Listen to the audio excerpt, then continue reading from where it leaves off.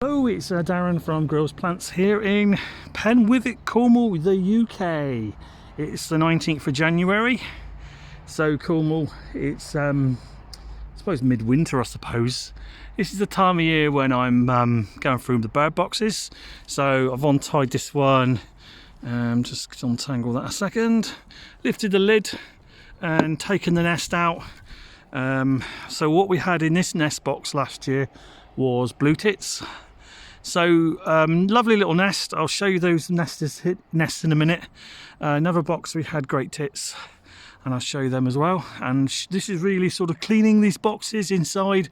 It's almost like sterilizing them, killing any mites that are in there, ready for nests to be made again, maybe April, May this year. And that's the box there which we had great tits nesting in. So looks like we've had success with both. So here's the two nests which I found and taken the nests out because they won't re-nest in the same, they want to make their own nests again. So this one here is a blue tit nest, and if I pick it up and show you, it's a lot of moss in it, look, and some grass, and then a little hole there where the eggs would have been. If I just try and turn it on its side, can you see how woven the grassy bits and the mossy bits are on the bottom? Very clever, these birds, very clever.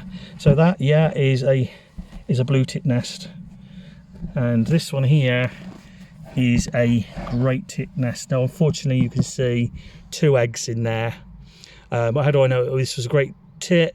Because I know that the great tits nested in there, and these are great tit eggs that's left in there. Just two eggs left. Now it's not to say that they've abandoned the nest or anything, because you'd expect a great tit to be laying maybe anything from 6 to 12 eggs. So I would say that these two wasn't fertile, and mum gave up on these two because she just knew after a period of time that they were never going to hatch. So that's the reason there's two little eggs in here, because they were not fertile. But see what they've used in this.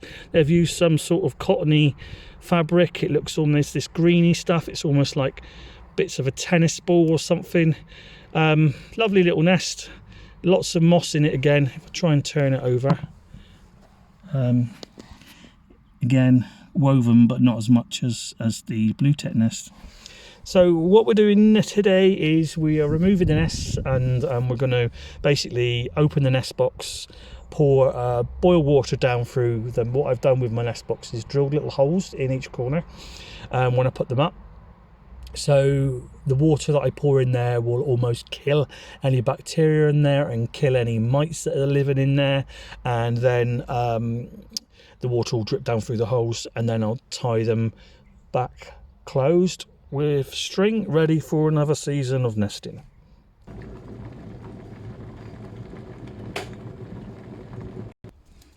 So we're going to pour boiling water down through there, and as you can see, it goes down through. It's running out the bottom, look, where the holes are drilled. So this is what we do. This is almost, like I said, getting rid of all the mites and all the nasties in there, and then we're going to tie this one shut. So you can see, like, here and here, what we did when we made these, we banged a nail in and a tack in, 2 net tacks in here, and then we'll just string this with some normal garden string, and that'll pull that roof in. And we've got another one on the other side, and we'll do the same, and that obviously keeps the nest box shut and pretty watertight. So there we go, that's strung, doubled, nice and tight, and that'll be good now until this time next year. So we're positioning this nest box, it's about, I suppose, about 4.5 foot tall from the ground, and we've put it in behind this Himalayan honeysuckle, so it's quite sheltered from, you know, other birds, knowing that the nest box is there, which gives a bit of protection against the great tits that nested in this, that, you know, their nest site is not going to be found. So this is where the blue tits were nested. They like quite a clean line of flight to come in and out.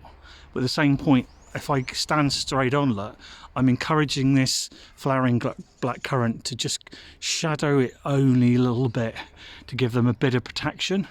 What they'll do is they'll come into this flowering black currant, clamber through the little branches and go straight into the hole.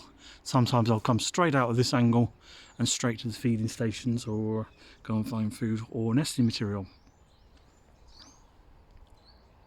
So when we get to the point where they're showing activity, very interested in the box, you'll know they're interested because they keep going to the box and you keep hearing knocking noise. They're knocking the bottom of it to see how sturdy it is. Is this a suitable place for nesting? That's what they're trying to work out. So you hear this knocking sound, like that kind of thing, like me with a finger.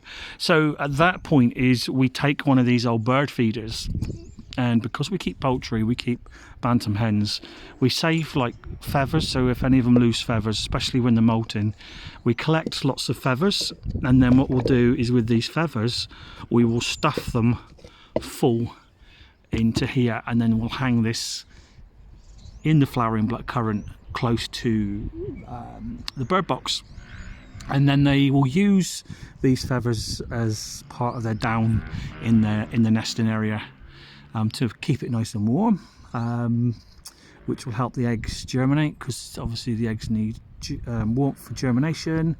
With mum sitting on them and the feathers, that's going to help, and that's what we do as well to help them. So if you don't keep poultry, chickens, bantams yourself, it's not a problem. What you can do is, do you know anybody that does? Ask them if they could save a little bag of their little feathers for you. Just explain why, and the little blue tits and great tits will be very, very grateful. So that's it really. Nothing else to say on the matter. Can't wait really until spring, when the birds start nesting again. Yeah, cannot wait. Take care, and obviously like the video. If you comment, I'll do my best to answer any questions you may have, and obviously subscribe would be fantastic.